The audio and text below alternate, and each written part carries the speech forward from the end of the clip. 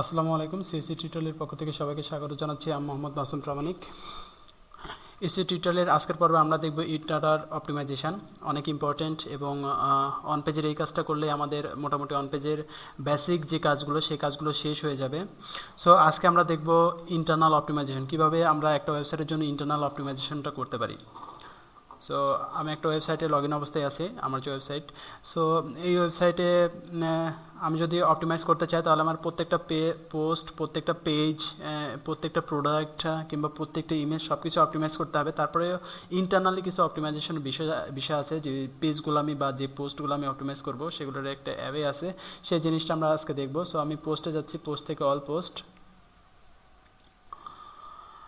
এখানে আমি নতুন কোনো পোস্ট করতেছি না, আমার যে পোস্ট আছে সেই পোস্টটাই আমি এডিট করতেছি। এডিট।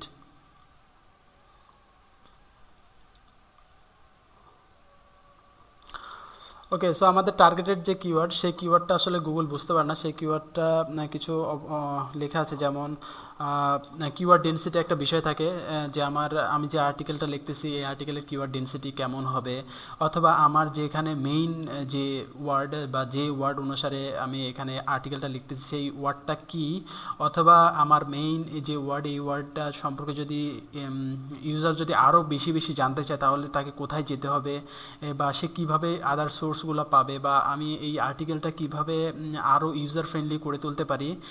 সো এই জিনিসগুলো আজকে আমরা দেখব।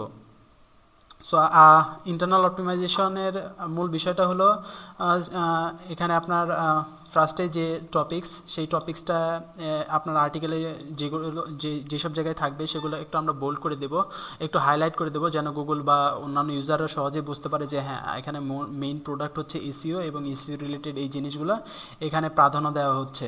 সো আমি একটু বোল্ড করে দিচ্ছি, যেমন এসইও বোল্ড হয়ে গেল। এখানে লেখাটা সিলেক্ট করে জাস্ট আমরা যদি এই বি আইকনে ক্লিক করি দেন বোল্ড হয়ে যাবে। বোল্ড হয়ে যাচ্ছে, দেখেন এসইও লেখাগুলো। ওকে, এসইও লেখাগুলো বোল্ড হয়ে যাচ্ছে। Search engine optimisation bold. Okay, so এইভাবে আমরা লেখা বোল্ড করতে পারি।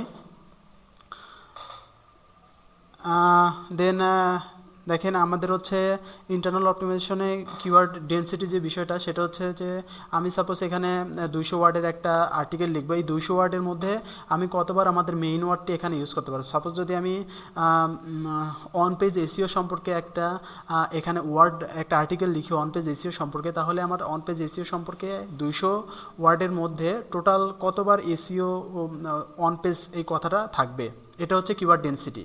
সো কিওয়ার্ড ডেন্সিটিটা অনেক অনেক ইম্পর্টেন্ট আর্টিকেলের জন্য, কারণ আমরা জানি যে এসইও অন পেজে এই লেখাটা যতবার থাকবে ততবার ভালো। বাট গুগলের একটা নির্দিষ্ট অ্যালগোরিদম নিয়ম আছে, নির্দিষ্ট একটা নিয়ম আছে, সেটা হলো যে আপনার ডেন্সিটি যদি এত পার্সেন্ট হয় তাহলে এক্স অ্যামাউন্ট পার্সেন্ট হলে গুগল সেটা কাউন্ট করবে, বাট যদি এক্স অ্যামাউন্টের বেশি হয় দেন গুগল সেটা স্প্যাম হিসেবে ধরবে। সো এটার অনেকই আছে, বাট মেইন যেটা সেটা হচ্ছে আপনার 2.5% বেশি কখনোই যাওয়া যাবে না। কিওয়ার্ড ডেন্সিটিটা মূলত হচ্ছে 1 থেকে 2.5%।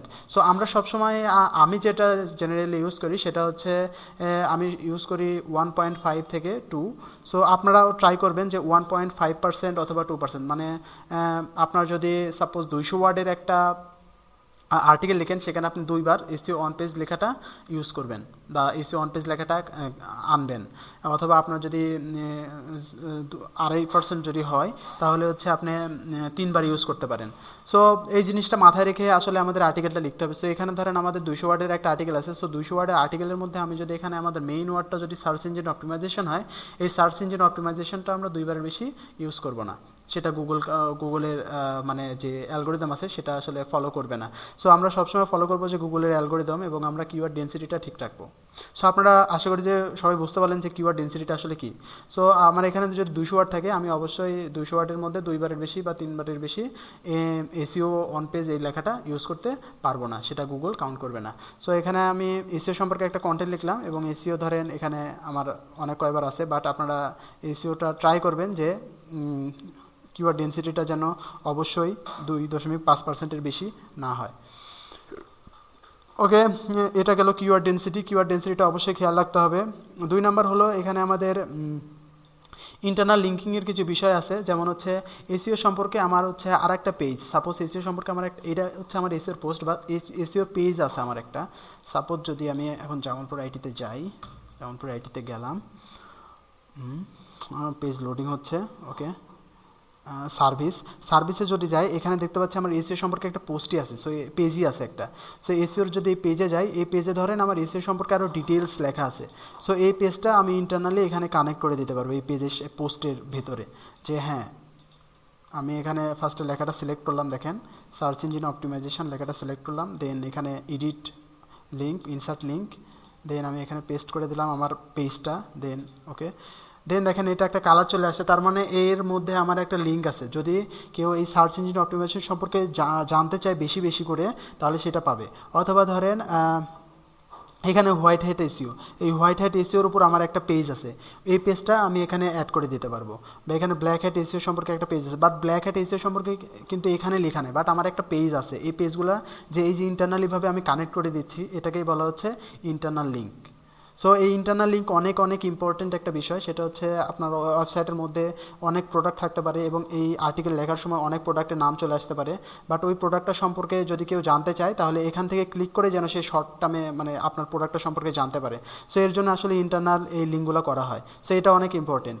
সো আমরা ফার্স্টে দেখলাম যে কিওয়ার্ড ডেন্সিটি ইউজ করে কীভাবে আর্টিকেলটা লিখবে, এবং 2 নম্বরে দেখলাম কীভাবে ইন্টারনাল লিঙ্ক করব, অথবা আমরা দেখলাম মেইন ওয়ার্ডগুলো কীভাবে আমরা ফোকাস করব যেন ইউজাররা সহজে বুঝতে পারে। সেই জিনিসগুলো ঠিক রেখে আমার অপটিমাইজ করতে হবে। দেন আমরা যদি এখানে কোনো পিকচার ইনসার্ট করি, সাপোজ অ্যাড মিডিয়া থেকে একটা পিকচার ইনসার্ট করব, সাপোজ ধরেন এই পিকচারটা ইনসার্ট করব, এখানে একটা পিকচার আসছে।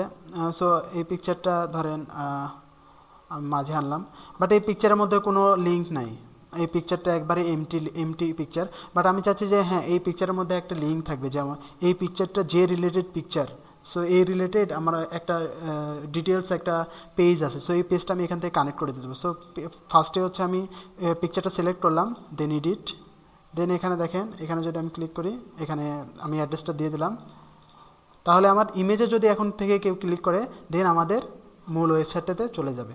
সো আমি যদি একটু আপডেট দিই,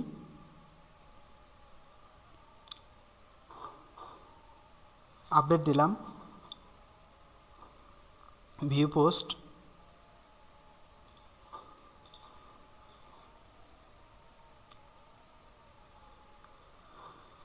পোস্টের কাছে দেখেন এখানে আমাদের যে ইমেজটা দিয়েছিলাম ইমেজটা চলে আসছে, আবার এখানে যে লিঙ্কটা করছিলাম লিঙ্কটা চলে আসছে। সো এখন যদি কেউ এই লিঙ্কে ক্লিক করে, দেন দেখেন যদি কারো এসইও সম্পর্কে আরও বেশি জানার প্রয়োজন হয়, কেউ যদি এই লিঙ্কে ক্লিক করে, দেন তারা কিন্তু আমাদের যে এসইওর যে পেজটা আছে এই পেজে চলে আসবে।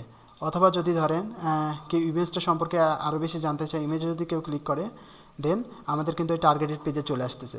সো এটাকে বলা হয় ইন্টারনাল অপটিমাইজেশন। সো আশা করি সবাই বুঝতে পেরেছেন। যদি বুঝতে না পারেন অবশ্যই আমাদের ইউটিউব চ্যানেলে কমেন্ট করবেন, অথবা আমাদের ওয়েবসাইটে কমেন্ট করতে পারেন। এবং আমাদের টিউটোরিয়াল কেমন হচ্ছে, ভালো হচ্ছে না খারাপ হচ্ছে, সেটা অবশ্যই কমেন্টের মাধ্যমে জানাবেন। এবং আপনারা আরও এই বিষয়ের উপর কেমন টিউটোরিয়াল চাচ্ছেন বা কোন বিষয়ে আপনারা প্রবলেম ফেস করতেছেন কাজ করতে গিয়ে, সেই বিষয়গুলো আমাদের জানাবেন, আমরা সেই বিষয়ে আপনাদের টিউটোরিয়াল করে দেব। এবং টিউটোরিয়ালটা আপনাদের আরও ইউজার ফ্রেন্ডলি করে তুলতে হলে কী কী আমরা টিউটোরিয়ালে রাখতে পারি, সেই বিষয়ে আপনারা কমেন্টের মাধ্যমে আমাদের জানাতে পারেন। তো সবাই ভালো থাকবেন, সুস্থ থাকবেন। আজকে আমাদের টিউটোরিয়াল এই পরিমাণে থাকবে।